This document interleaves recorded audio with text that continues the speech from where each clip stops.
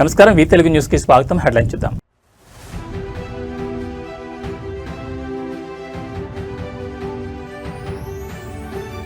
జనసేనలో సేనాకాలం కమిటీ ఏర్పాటు, సరికొత్త రాజకీయ ఒరవడికి పవన్ కళ్యాణ్ శ్రీకారం.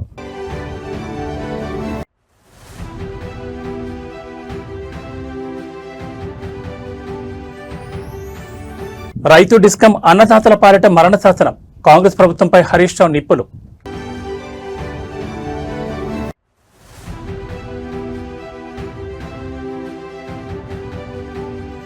మంతని బస్టాండ్ ప్రగతి పనులకు మంత్రులు పొన్నం ప్రభాకర్, శ్రీధర్ బాబు శంకుస్థాపన.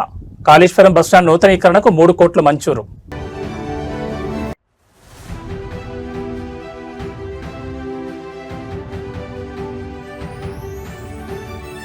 తిరుపతిలో ఒక్కసారిగా మారిన వాతావరణం, పిడుగుల మాతతో విరుచుకుపడిన కుండపోత వర్షం.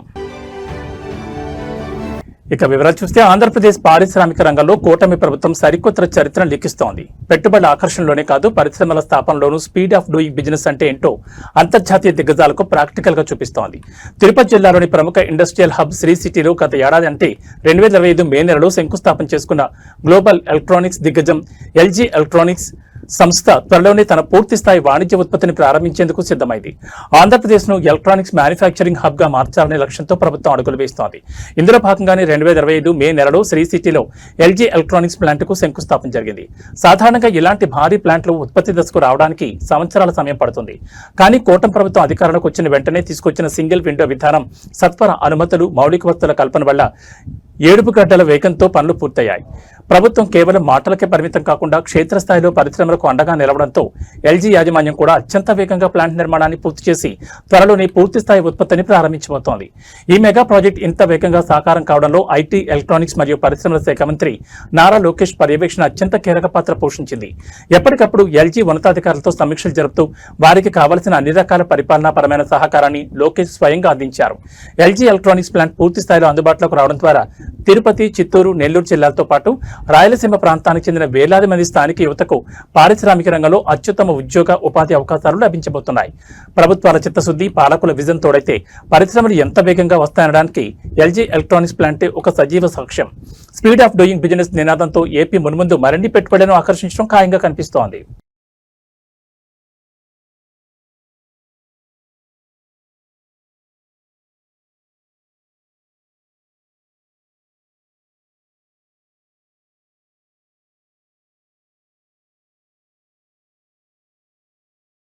దశాబ్దాలుగా సాగుతున్న బూజు పట్టిన కుల, మత విద్వేషపూరిత రాజకీయాలకు చరమగీతం పాడేందుకు జనసేనాని సరికొత్త అడుగు వేశారు.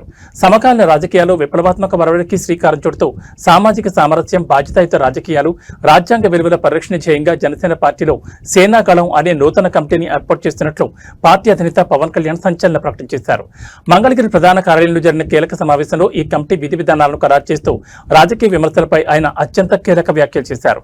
రాజకీయాల్లో ప్రత్యర్థులను ఎదుర్కొనేందుకు మొల్లును మొల్లుతోనే తీయాలి అనే పాతబడిన నానుని పవన్ కళ్యాణ్ తీవ్రంగా తప్పుపట్టారు. ఒక సామాజిక వర్గం విమర్శిస్తే తిరిగి అదే వర్గానికి చెందిన నాయకులతో ప్రతి విమర్శలు చేయించే బూర్జువా సంస్కృతికి జనసేన శాశ్వతంగా స్వస్తి పలుతోందని కుండబద్దలు కొట్టారు. ప్రస్తుత రాజకీయాల్లో కొందరు నాయకులు చేసే వ్యక్తిగత తప్పులను వారికే పరిమితం చేయకుండా వారు పుట్టిన కులం, మతం లేదా వర్గాలకు ముడిపెట్టి సమాజంలో ఉద్దేశపూర్వకంగా విద్వేషాలను రెచ్చగొడుతున్నారని ఆయన తీవ్ర ఆవేదన వ్యక్తం చేశారు. తప్పు చేసిన వారిని వ్యక్తిగత స్థాయిలోనే ప్రశ్నించాలి తప్ప ఆ వ్యవహారంలోకి మొత్తం సామాజిక వర్గాలను రాకూడదని అనేది జనసేన స్పష్టమైన విధానమని ప్రకటించారు. ఈ సేనాకాలం కమిటీ ప్రధానంగా నేటి జన్జీ యువత ఆలోచనలు, ఆశయాలను ప్రతిబింబించేలా దేశ సమగ్రతకు భంగం వాటిల్లకుండా గళం వినిపించనుందని పవన్ కళ్యాణ్ స్పష్టం చేశారు. తమ స్వార్థ ప్రయోజనాల కోసం తాము చేసిన తప్పులను కప్పిపుచ్చుకునేందుకు కొందరు రాజకీయ నాయకులు కులం, మతం, ప్రాంతీయత వంటి భావ వివక్షాలు ముదుగు వేసుకుని దాక్కునే ప్రయత్నం చేస్తున్నారని, అయితే నేటి ఆధునిక యువత ఇటువంటి కుహానా రాజకీయ సంస్కృతిని తీవ్రంగా వ్యతిరేకిస్తోందని ఆయన హితవు పలికారు. ఈ కమిటీలో అన్ని సామాజిక వర్గాల సభ్యులకు స్థానం కల్పిస్తూ అభ్యుదయ భావాలతో అత్యున్నత సామాజిక బాధ్యతతో జనసేన ముందుకు సాగుతుందని వెల్లడించారు.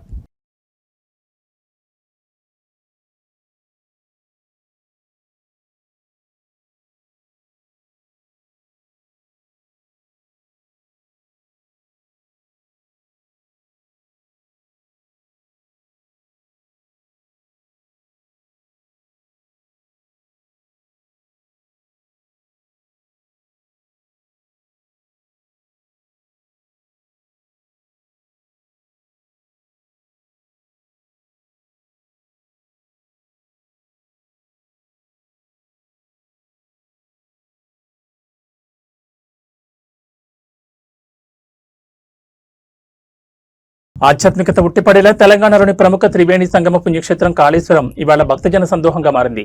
గత సంవత్సరం ముఖ్యమంత్రి చేతుల మీదుగా అత్యంత వైభవంగా ప్రారంభమైన పవిత్ర సరస్వతి నదీ పుష్కరాల ఉత్సవాలు ఈసారి జరుగుతున్న అంచె పుష్కరాలతో ముగింపు దశకు చేరుకున్నాయి. ఈ పవిత్రమైన అంచె పుష్కరాల ముగింపు వేడుకల కార్యక్రమానికి రాష్ట్ర గవర్నర్ ముఖ్య అతిథిగా విచ్చేశారు. స్థానిక ఎమ్మెల్యే మరియు రాష్ట్ర మంత్రి దుద్దెళ్ల శ్రీధరబాబు సమర్థవంతమైన నాయకత్వంలో ఈ పుష్కర వేడుకలు ఎంతో ఘనంగా క్రమశిక్షణతో నిర్వహించబడుతున్నాయి.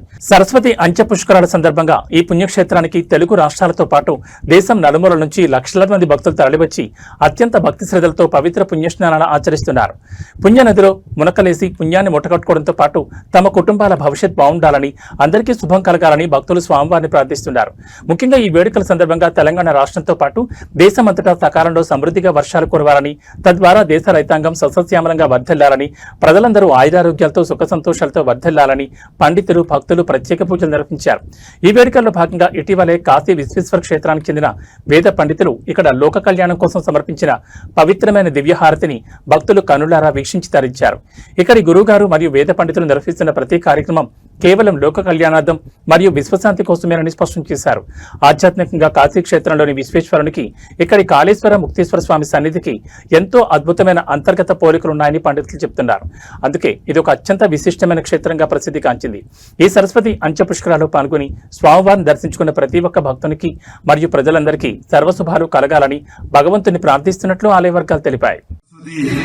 పుష్కరాలను గత సంవత్సరం గౌరవ ముఖ్యమంత్రి గారు ప్రారంభిస్తే ఈసారి అంచె పుష్కరాలకు సంబంధించి మరి గౌరవ గవర్నర్ గారు వచ్చి స్థానిక శాసనసభ్యుడు గౌరవనీయులు మంత్రి పెద్దలు శ్రీధరబాబు గారి నాయకత్వంలో లక్షలాది మంది వచ్చి మరి పుష్కర స్నానం గావించుకొని పుణ్యాన్ని పొంది వారు భవిష్యత్తుకు సంబంధించి మంచి జరగాలని, తెలంగాణ రాష్ట్రం అంతా కూడా లేదా దేశమంతా కూడా మంచి సుభిక్షమైన వర్షాలు పడి సస్యశ్యామలంగా రైతాంగము అందరూ సుఖ సంతోషంతో ఉండాలని, ఆయురారోగ్యాలతో ఉండాలని, అందరూ కూడా తాము బాగుండాలి, అందరూ బాగుండాలని కోరుకున్నటువంటి పుష్కర స్నానం లోపల ముఖ్యంగా ఇప్పుడే మనం భారతులు కాశీ విశ్వేశ్వర పండితులు చూడడం జరిగింది.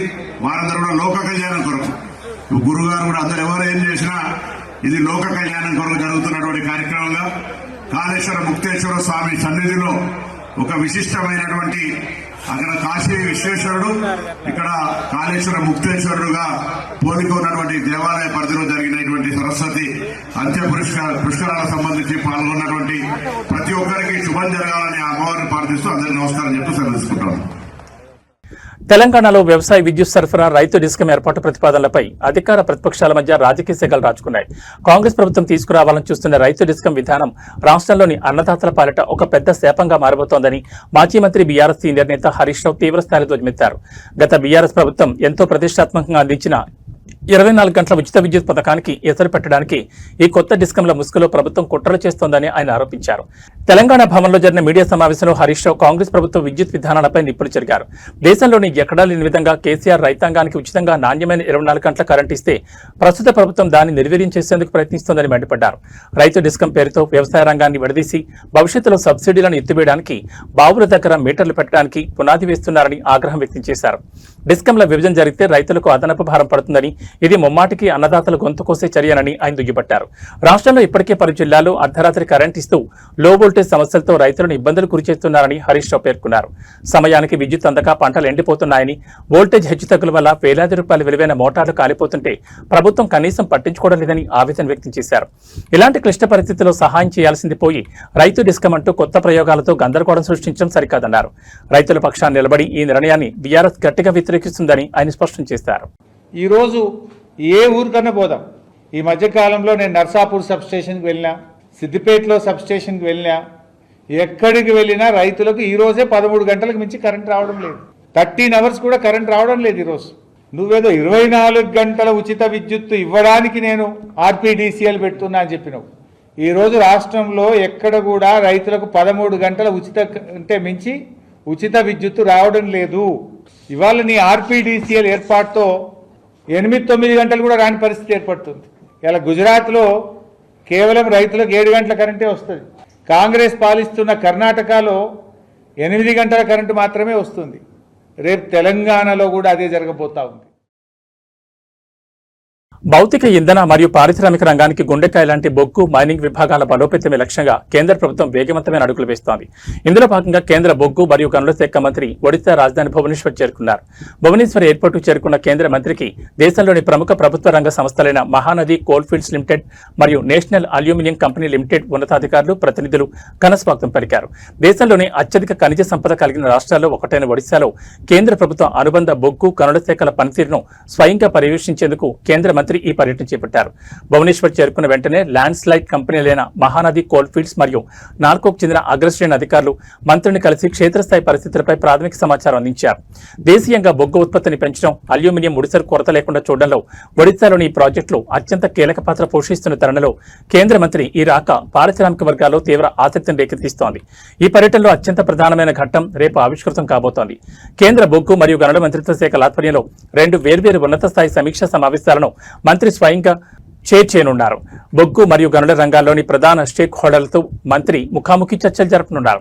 దేశంలో పారిశ్రామిక ప్రగతిని పరుగులు పెట్టించేందుకు, మైనింగ్ ప్రక్రియను మరింత సులభతరం చేసేందుకు మరియు పర్యావరణ హిత పద్ధతుల్లో ఉత్పత్తిని పెంచేందుకు తీసుకోవాల్సిన వినూత్న నిర్ణయాలపై రేపటి సమావేశంలో ఒక పటిష్టమైన రోడ్ మ్యాప్ను సిద్ధం చేయనున్నట్లు మంత్రిత్వ శాఖ వర్గాలు స్పష్టం చేశాయి.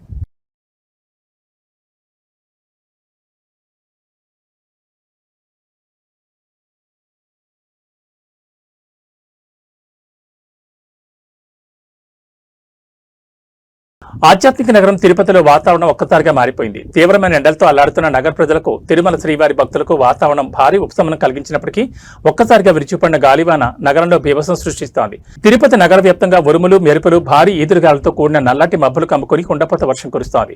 మధ్యాహ్నం వరకు తీవ్రమైన పగటి ఉష్ణోగ్రతలతో ఉక్కపోతగా ఉన్న తిరుపతి నగరంలో సాయంత్రానికి వాతావరణం పూర్తిగా చల్లబడింది. ఆకాశంలో దట్టమైన మేఘాలు కమ్ముకుని చూస్తుండగానే పిడుగుల మొత్తలతో కూడిన భారీ వర్షం ప్రారంభమైంది. గంటకు 30 నుంచి 40 కిలోమీటర్ల వేగంతో వీస్తున్న ఈదురుగాలుల కారణంగా నగరంలోని పలు ప్రాంతాల్లో చెట్ల కొమ్మలు విరిగిపడ్డాయి. ఫ్లెక్సీలు, హోర్డింగ్లు గాలికి ఎగిరిపోయాయి. ఆకస్మిక వానతో రహదారిపై వెళ్తున్న వాహనదారులు, ముఖ్యంగా ద్విచక్ర వాహనదారులు తీవ్ర ఇబ్బందులు పడుతున్నారు. నగరంలో ముందస్తు జాగ్రత్తగా పలు ఏరియాలో విద్యుత్ సరఫరాను అధికారులు నిలిపివేశారు. ఈ భారీ వర్షం కారణంగా తిరుమల యాత్రికులు తీవ్ర ఇబ్బందులు ఎదుర్కొంటున్నారు. అలిపిరి నడకదారి, శ్రీవారి మెట్ల మార్గాల్లో వెళ్తున్న భక్తులు ఒక్కసారిగా కురిసిన వర్షానికి తలదాచుకునేందుకు షెడ్ల వైపు పరుగులు తీశారు. తిరుమల కొండపై కూడా మేఘాలు దట్టంగా కమ్ముకోవడంతో ఘాట్ రోడ్లో ప్రయాణించే వాహనదారులు అత్యంత అప్రమత్తంగా ఉండాలని అధికారులు సూచిస్తున్నారు. మంచు, వర్షం కారణంగా రోడ్లు జారుడుగా మారే ప్రమాదం ఉండడంతో వాహనాల వేగాన్ని తగ్గించి హెడ్ లైట్లు ఆన్ చేసుకుని ప్రయాణించాలని ట్రాఫిక్ పోలీసులు హెచ్చరికలు జారీ చేశారు.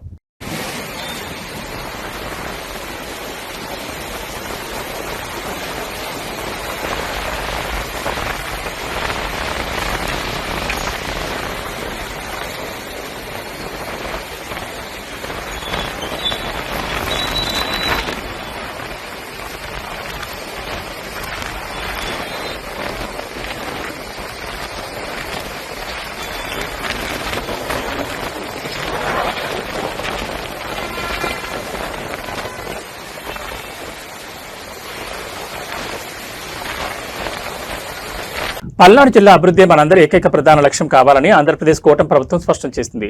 ప్రభుత్వం మరియు పార్టీ కార్యక్రమాల్లో పల్నాడు జిల్లా ఎల్లప్పుడూ ఉత్తమ పనితీరుతో రాష్ట్రంలోని మెరుగైన స్థానంలో నిలిచేలా సరికొత్త కార్యాచరణను సిద్ధం చేసింది.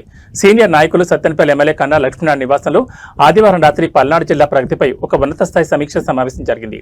జిల్లా ఇన్ఛార్జ్ మంత్రి గొట్టిపాటి రవికుమార్, నరసరావుపేట ఎంపీ లావు శ్రీకృష్ణదేవరాయలతో పాటు జిల్లా పరిధిలోని కూటమి ఎమ్మెల్యేలు ఈ భేటీలో పాల్గొని పల్నాడు ఫ్యూచర్ ప్లాన్పై సుదీర్ఘంగా చర్చించారు. గతంలో తీవ్ర నిర్లక్ష్యానికి గురైన పల్నాడు జిల్లాను కూటమి ప్రభుత్వంలో అభివృద్ధి, సంక్షేమ రంగాల్లో అగ్రస్థానంలో నిలపాలని దృఢ సంకల్పాన్ని నేతలు వ్యక్తపరిచారు. ఈ సందర్భంగా ఇన్ఛార్జ్ మంత్రి గొట్టిపాటి రవికుమార్ మాట్లాడుతూ జిల్లాలో ప్రభుత్వ పథకాలు, మౌలిక వసతుల కల్పన వంటి కార్యక్రమాలు క్షేత్రస్థాయిలోకి వేగంగా వెళ్లాలని అధికారులకు, ప్రజాప్రతినిధులకు దిశానిర్దేశం చేశారు. జిల్లా ప్రగతి గ్రాఫ్ రాష్ట్రంలోనే టాప్ లో ఉండాలని, అందుకోసం కూటమి నేతలంతా సమన్వయంతో ముందుకు సాగాలని పిలుపునిచ్చారు. ఈ కీలక సమావేశంలో ప్రధానంగా జిల్లా అభివృద్ధికి సంబంధించిన ప్రతిష్టాత్మక సర్ విధానాల అమలుపై నేతలు రోడ్ మ్యాప్ ను ఖరారు చేశారు. పట్టణ, గ్రామీణ ప్రాంతాల సమతుల్య అభివృద్ధి దీని ముఖ్య ఉద్దేశం. అదే సమయంలో కూటమి ప్రభుత్వంపై ఉద్దేశపూర్వకంగా విపక్ష వైసీపీ చేస్తున్న దుష్ప్రచారాన్ని, అబద్ధపు ఆరోపణలను క్షేత్రస్థాయిలో సమర్థవంతంగా తిప్పికొట్టాలని నేతలు నిర్ణయించారు. ప్రభుత్వం చేస్తున్న మంచి పనులను, రాబోయే ప్రాజెక్టులను సోషల్ మీడియా మరియు ప్రజాక్షేత్రం ద్వారా ప్రజల్లోకి బలంగా తీసుకెళ్లాలని ఎంపీ లావు శ్రీకృష్ణదేవరాయలు, ఎమ్మెల్యే కన్నా లక్ష్మీనారాయణ సహా పలువురు ఎమ్మెల్యేలు ఈ సందర్భంగా స్పష్టం చేశారు.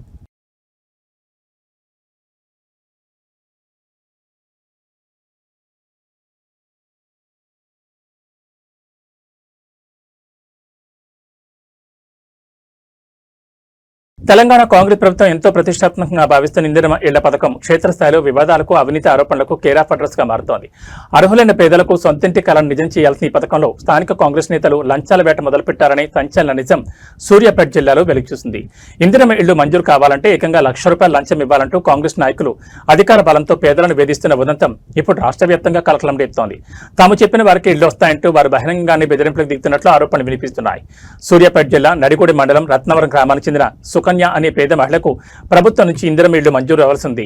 అయితే గ్రామానికి చెందిన కొందరు కాంగ్రెస్ నాయకులు ఆమెను సంప్రదించి ఇల్లు కావాలంటే ₹1,00,000 నగదు లంచంగా ఇచ్చుకోవాలని డిమాండ్ చేశారు.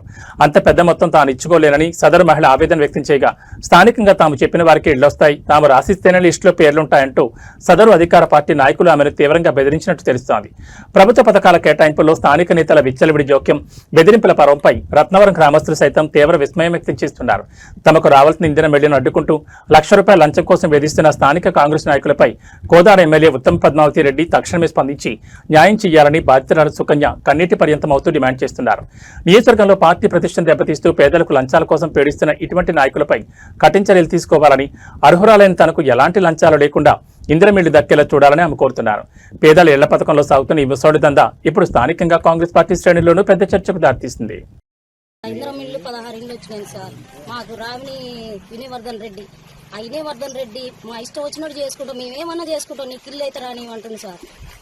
మళ్ళీ బాబు గారు అని ఇక్కడ ఇదివరకు పాత సర్పంచ్ సార్, ఎప్పుడు వచ్చినా కూడా లంచాలు తీసుకుంటాడు. ఆయన తీసుకొని ఎవరికి ఇల్లు రానియాడు. ఇప్పుడు నేను ఇక్కడ నుంచి వస్తుంటే నా పరిస్థితి ఏంది, ఇల్లు కూలిపోతుందంటే ₹1,00,000 ఇవ్వమన్నాడు. నా దగ్గర డబ్బులు లేవన్నా. 50,000 ఇవ్వమంటుండు. నీ దిక్కున్న చోట చెప్పుకోపో, మీడియా చెప్పుకోవా, కలెక్టర్ చెప్పుకోవడం, మేడంకి చెప్పుకోవా అన్నాడు. ఇప్పుడు ఉన్న రవి మెయిన్ క్యాండిడేట్, కాంగ్రెస్ అధ్యక్షుడు అంట. ఆయన తోటి సంబంధాలు పెట్టుకొని మంచిగా ఉండి పర్సనల్ గా మాట్లాడితే ఇల్లు ఇస్తాడంట. ఆయనకు సంబంధించిన వాళ్ళకి ఇల్లు ఇస్తాడు, మాకు ఇల్లు ఇయ్యరంట. సోమ సీను ఆయన పోయి కులాలకి 2 అంటే మా కులంలో నేను లేని దాన్ని కాదంటే మినిస్టర్ కాడికి పోయినా కూడా మాకు సంబంధించిన వాళ్ళకి ఇల్లు వస్తాయి, నీకు రావంటుంది సార్. ఇక్కడ అన్యాయం జరుగుతుంది. నన్ను బాధ పెడుతుర్రు, నన్ను నష్టపోయాను నేను. నాకు ఇల్లు బాగలేదు, నాకు ఇల్లు రావాలి సార్, ఎట్టైనా చేసి నాకు ఇల్లు ఇప్పేయండి. వాళ్ళంటే నన్ను బయటికి రానియకుండా చేస్తారంట. వాళ్ళని మాత్రం ఏదో ఒకటి చేయాలి. మేడం అంట వాళ్ళకే ఇచ్చిందంట, వాళ్ళ ముగ్గురునే ఇక్కడ ఊరిని చూసుకోని చెప్పిందంట. సర్పంచ్ గారు పోయి నా గురించి అడిగిండు. అడిగితే అమ్మాయికి నేను నీ సంతకంతో మాకు పని లేదు, నీ సంతకాలు పెట్టుకుంటాం, మేమే చేసుకుంటాం, మా ఇష్టం అని చెప్తున్నారు సార్. ఇది పరిస్థితి సార్, మాకు న్యాయం చేయండి సార్. నా పరిస్థితి బాగాలేదు సార్. ఇదివరకు కరోనా వచ్చి నాకు కాళ్ళు పడిపోయినాయి సార్. నా పిల్లగాడు చదువుకునే పిల్లగాడు సార్, పనికి పంపిస్తున్నా సార్. ఇల్లు లేదు సార్, మమ్మల్ని ఎవరు రానియట్లేదు సార్. ఎవరింటి పోతే ఎవరు రానిస్తారు సార్, ఎవరు రానియట్లేదు సార్. గాలి వచ్చిన వర్షం వచ్చిన ఇల్లు 4 రోజులైంది సార్ అన్నం తినగా. వాళ్ళ చుట్టూ ఇళ్ళ చుట్టూ తిరుగుకుంటూ దండం పెట్టుకుంటూ తిరుగుతున్నా సార్, కాళ్ళు పట్టుకుంటూ తిరుగుతున్నా సార్, కళ్ళు తిరుగుతున్నాయి సార్ అన్నం తినగా. నాకు న్యాయం కావాలి సార్. నన్ను చంపుతారంట సార్, పోలీస్ స్టేషన్లో కేసు పెడతారంట సార్, నన్ను చంపుతారంట సార్. నాకు న్యాయం కావాలి సార్. వాళ్ళని ఏమన్నా చేయాలని నాకు న్యాయం చేయండి సార్. పోలే సార్, ఎమ్మెల్యే కాడికి పోయినా, మేడం కాడికి పోయినా, యాడికి పోయినా మా కాడికి రావాల్సిందే, మేము చూసుకుంటాం అంటారు సార్ వాళ్ళు. వాళ్ళని ఏదన్నా ఒకటి చేసి నాకు న్యాయం చేసి నాకు ఇల్లు కావాలి సార్. వచ్చిన పేరు తీసేస్తారు సార్. వాళ్ళకి సంబంధం ఉన్న వాళ్ళకి ఇస్తారంట, వేరే వాళ్ళకి ఇయ్యరంట. లంచాలు కావాలి సార్. మరి నా దగ్గర ఏం లేదు సార్. తినడానికి వెళ్ళక పనికి పోతున్నా సార్. నా పిల్లగాడు చిన్న పిల్లగాడు సార్, పనికి తీసిపోతున్నా సార్. మాకు అండ లేరు, ఎవరు లేరు సార్. ఆ కులం లేదు, ఏది లేదు సార్. నన్ను బాధ తెలంగాణ రాష్ట్రంలో ప్రజా రవాణా వ్యవస్థను మరింత ఆధునీకరిస్తూ ప్రయాణికులకు అత్యున్నత సేవలు అందించడమే లక్ష్యంగా ప్రభుత్వం అడుగులు వేస్తోంది. మందని మరియు కాళేశ్వరం బస్టాండ్ల అభివృద్ధితో ఈ ప్రాంతంలో రవాణా సేవలు సరికొత్త మైలురాయిలు అందించుకోబోతున్నాయి. ఆదివారం నాడు మందని మున్సిపాలిటీ పరిధిలోని బస్టాండ్లో 93 లక్షల వ్యయంతో చేపట్టనున్న అదనపు ప్లాట్ఫారాలు, ఇతర ప్రగతి పనులకు రాష్ట్ర రవాణా శాఖ మంత్రి పొన్నం ప్రభాకర్, ఐటీ పరిశ్రమల శాఖ మంత్రి దుద్దిల శ్రీధర్ బాబు, జిల్లా కలెక్టర్ కోయి శ్రీహర్షితో కలిసి ఘనంగా శంకుస్థాపన చేశారు. మందని బస్టాండ్లో రద్దీని తట్టుకునేలా 74 లక్షల వ్యయంతో 2 అదనపు ప్లాట్ఫారాల నిర్మాణానికి, మరో 19 లక్షలతో ఇతర మౌలిక వస్తువుల పనులకు మంత్రులు పునాది వేశారు. ఈ సందర్భంగా మంత్రి పొన్నం ప్రభాకర్ మాట్లాడుతూ స్థానిక మంత్రి శ్రీధర్ బాబు సూచనల మేరకు మందనితో పాటు ప్రముఖ పుణ్యక్షేత్రమైన కాళేశ్వరం బస్టాండ్ నూతనీకరణకు ఏకంగా 3 కోట్లు మంజూరు చేసినట్టు తెలిపారు. కాళేశ్వరం ముక్తేశ్వర స్వామి దేవస్థానం అభివృద్ధిలో ఆర్టీసీ కీలక పాత్ర పోషిస్తోందని, త్వరలోనే పెద్దపల్లి బస్ డిపోను కూడా ప్రారంభించి ఈ ప్రాంత ప్రజల దశాబ్దాల కాలను నిజం చేస్తామని మంత్రి శ్రీధర్ బాబు స్పష్టం చేశారు. మహాలక్ష్మి పథకంలో భాగంగా మహిళలకు ఇప్పటి వరకు 310 కోట్లకు పైగా జీరో టికెట్లు జారీ చేసే రికార్డు సృష్టించామని మంత్రులు గుర్తు చేశారు. ఈ పర్యటనలో రవాణా శాఖ మంత్రి పొన్నం ప్రభాకర్ రాబోయే గోదావరి పుష్కరాలు 2027పై కీలక అప్డేట్ ఇచ్చారు. పుష్కరాల నిర్వహణ కోసం ప్రభుత్వం ఇప్పటికే కేబినెట్ సబ్ కమిటీని నియమించిందని, కుంభమేళను తలపించే స్థాయిలో భారీ రవాణా సదుపాయాలతో కూడిన సమగ్ర కార్యాచరణను సిద్ధం చేస్తున్నామని చెప్పారు. లక్షలాదిగా తరలివచ్చే భక్తులకు ఎలాంటి ఇబ్బందులు రాకుండా ప్రత్యేక బస్సులను నడుపుతామన్నారు. ఇదే సమయంలో ఆర్టీసీని ప్రభుత్వంలో విలీనం చేసే ప్రక్రియకు తమ ప్రభుత్వం పూర్తిగా కట్టుబడిందని కార్మికులకు భరోసా ఇచ్చారు. గుర్తింపు సంఘాల ఎన్నికల అనంతరం కార్మిక ప్రతినిధులతో ఆత్మీయంగా చర్చించి తదుపరి చర్యలు చేపడతామని, కార్మికులు ఎలాంటి అపోహలను నమ్మొద్దని మంత్రి సూచించారు. పచ్చడి ప్రియులకు బులియన్ మార్కెట్ నుంచి వరుసగా శుభవార్తలు అందుతున్నాయి. నిన్నటి భారీ పతనం తర్వాత హైదరాబాద్ బులియన్ మార్కెట్లో ఇవాళ కూడా బంగారం ధరలు మరింతగా దిగొచ్చాయి. అంతర్జాతీయ మార్కెట్లలో కదలికలు మరియు స్థానిక డిమాండ్ తగ్గడంతో ఇవాళ అటు 24 క్యారెట్ల మేలిమి బంగారం, ఇటు ఆభరణాల తయారీకి వాడే 22 క్యారెట్ల పచ్చడి ధరలు ఒక్కసారిగా కిందికి పతనమయ్యాయి. పెళ్లిళ్ల సీజన్ నడుస్తున్న తరుణంలో ఈ ఆకస్మిక ధరల తగ్గుదల వినియోగదారులకు పెద్ద ఊరటనిస్తోంది. హైదరాబాద్ బులియన్ మార్కెట్ తాజా రికార్డుల ప్రకారం ఇవాళ ఉదయం నుంచే పచ్చడి ధరల్లో ఒడిదుడుకులు కనిపించాయి. పెట్టుబడిదారులు ఎక్కువగా చూసి 24 క్యారెట్ల 10 గ్రాముల మేలిమి బంగారం ధర ఇవాళ ఏకంగా $820 పతనమై ప్రస్తుతం 1,56,226 వద్ద కొనసాగుతోంది. మరోవైపు సామాన్య వినియోగదారుల ఆభరణాల కోసం కొనుగోలు చేసే 22 క్యారెట్ల 10 గ్రాముల గోల్డ్ రేట్ కూడా ఇవాళ భారీగా క్షీణించింది. 22 క్యారెట్ల పత్రిపై $750 మేర తగ్గి ప్రస్తుతం మార్కెట్లో 1,43,200 పలుకుతోంది. ఇక బంగారంతో పోలిస్తే ఇవాళ వెండి ధరలో ఎలాంటి మార్పు లేకుండా స్థిరంగా కొనసాగడం గమనార్హం. హైదరాబాద్ మార్కెట్లో కిలో వెండి రేటు నిన్నటి ముగింపు ధరైన 2,90,000 వద్దే స్థిరంగా ట్రేడ్ అవుతోంది. అయితే బులియన్ మార్కెట్ నిపుణులు చెప్తున్న దాని ప్రకారం ఈ ప్రకటించిన ధరలు ప్రధాన నగరాల హోల్సేల్ మార్కెట్ ఆధారంగా ఉంటాయని, తెలుగు రాష్ట్రాల్లోని వివిధ జిల్లాలను బట్టి స్థానిక షోరూంలలో ఉండే మేకింగ్ ఛార్జీలు మరియు జీఎస్టీల పరిధిని బట్టి తుది రిటైల్ ధరల్లో స్వల్ప వ్యత్యాసాలు ఉండే అవకాశం ఉందని స్పష్టం చేస్తున్నారు. ఇక వాతావరణ విషయానికి వస్తే తెలుగు రాష్ట్రాల ప్రజలకు వాతావరణ శాఖ కీలక అలర్ట్ జారీ చేసింది. అటు తీవ్రమైన ఎండలు, ఇటు అకాల వర్షాల మిశ్రమ పరిస్థితులు మరికొన్ని రోజుల పాటు కొనసాగుతాయని భారత వాతావరణ శాఖ వెల్లడించింది. రెండు రాష్ట్రాల్లోనూ పగటి ఉష్ణోగ్రతలు 40 డిగ్రీల పైన నమోదవుతున్నప్పటికీ ఉపరితల ఆవర్తన ప్రభావంతో ఇవాళ తెలంగాణ, ఆంధ్రప్రదేశ్లోని పలు జిల్లాలు ఉరుములు మెరుపులతో కూడిన ఓ మోస్తరు వర్షాలు పడే అవకాశం ఉందని స్పష్టం చేసింది. ఈ మేరకు పలు జిల్లాలకు ఎల్లో అలర్ట్ కూడా జారీ అయింది. ఇవాళ రాష్ట్ర వ్యాప్తంగా వాతావరణంలో ఆకస్మిక మార్పులు చోటు చేసుకోనున్నాయి.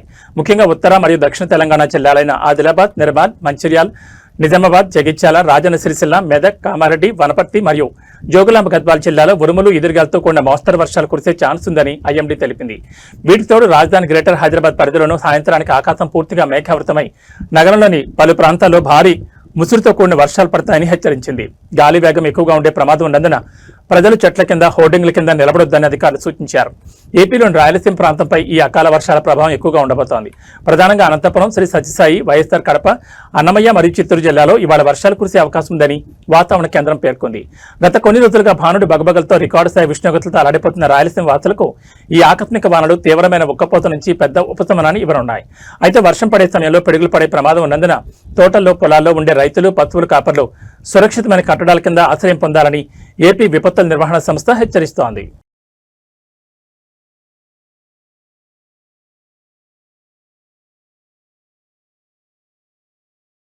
ఇవి బులెటిన్ విశేషాలు. మరో బులెటిన్ మళ్ళీ కలుసుకుందాం. నమస్కారం.